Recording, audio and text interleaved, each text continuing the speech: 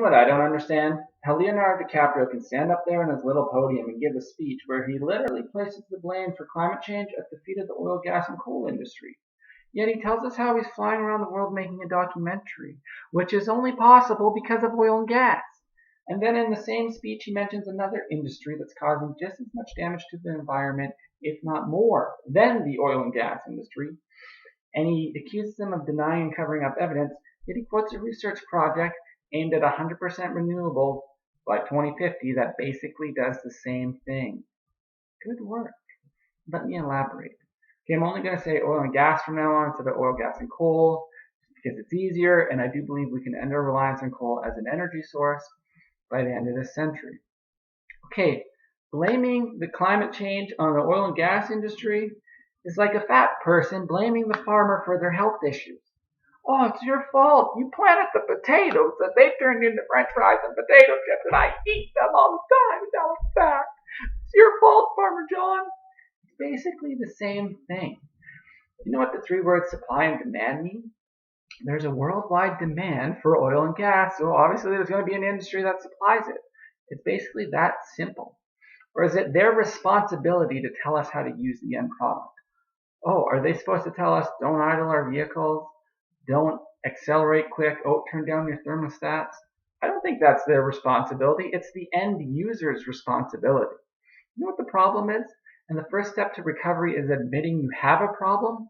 The problem is that the world runs on oil and gas, the developed and developing world. Oh, you don't think so? Hey, Leo, how'd you get to Greenland and ice and India?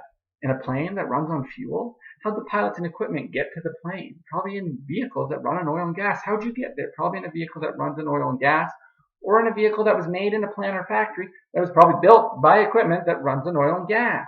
How'd the workers get to that plant or factory? Probably with equipment that runs on oil and gas, vehicles that run on oil and gas.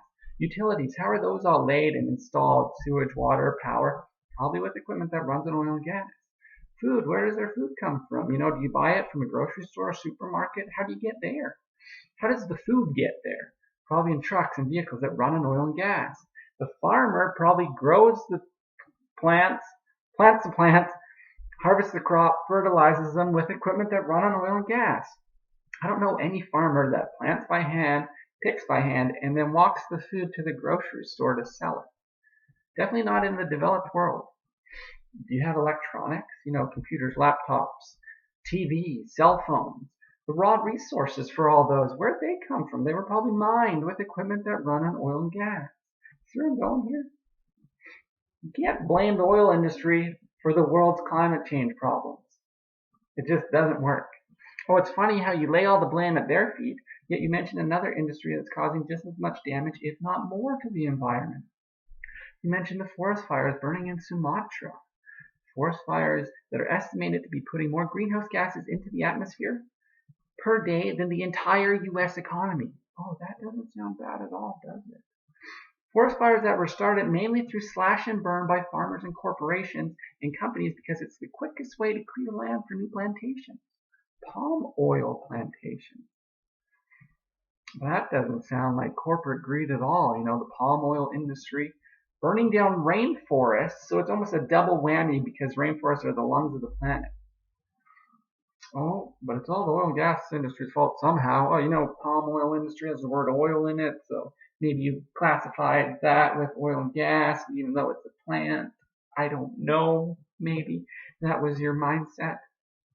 It's funny how you don't even mention the industry that's the largest consumer of oil and gas, the automotive transportation industry. What have they done to curb emissions in 20 years? Barely anything. You guys know most of the vehicles we drive nowadays aren't really that much better than ones from 20 years ago. Maybe 10 to 15% more fuel efficient for the most part. And there's not many companies pushing electric vehicles. They're all pushing SUVs and trucks still. Well, here's a fun fact for you. The automotive industry classified SUVs as a light truck, so that way it doesn't fall under the stricter the emissions regulations as cars do. Well, that doesn't sound like corporate greed at all. Oh, that's somehow the oil and gas industry's fault. Also that Europe and Japan have better fuel-efficient vehicles and more of them. But guess what? The automotive industry and trade unions in North America got together and changed some regulations. Safety regulations, emission regulations. Not really to make them better, just different, to make it more difficult and expensive for these other companies to sell their cars over here. Basically, non-tariff trade barriers. Why? Probably because the big automotive companies over here wanted more of the market share to themselves. Oh, but that doesn't sound like corporate greed at all. No, it doesn't. Not at all. That's all the oil and gas industry's fault, somehow, once again. When I saved the best for last. The little research project there by Mark Jacobson and a team of researchers at Stanford, 100% renewables by 2050. Did you even read any of that? First couple pages, first 10 pages? You read some, you'd probably realize how completely impossible that is by 2050, what these guys are proposing. In a perfect world, it'd be nearly impossible. Oh, you don't think so? Okay, well, let's look at some numbers. In the US, let's look at their wind turbines, how many they say they'll need. So, well, let's go. Say you'll need 328,000 onshore 5 megawatt equivalent wind turbines, 156,200 offshore 5 megawatt equivalent wind turbines. That's a total of 200,000 wind turbines by 2050. Oh, maybe that's possible. Well, this is how many there are now. There's the equivalent of 13,176 onshore, 0 offshore. Yeah, they're building a few. There's like 5 that might come online this year. So that means in 34 years, they're going to somehow build 471,024 wind turbines. Somehow. That's funny because it took almost 35 years to build the 13,000. But you're going to build 470,000 in 34 years.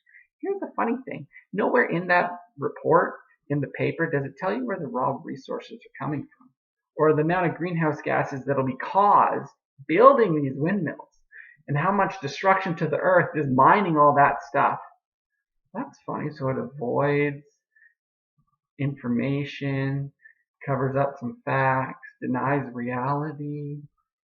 Isn't that what you accuse the oil and gas industry of doing? Yet you're doing the same thing to push your own environmental agenda? Good job. Great work. Somebody get this guy an award. Oh wait, you did. You gave him the Crystal Award. Yeah, good work. I hope you went to confession before you saw the Pope. Anyways, I'm not against renewables, but why can't any of these people just be realistic? Why do they have to use the same tactics that they accuse the oil and gas industry of doing? You think I'm supposed to listen to you after that? Get real. Anyways, like, share, comment, subscribe.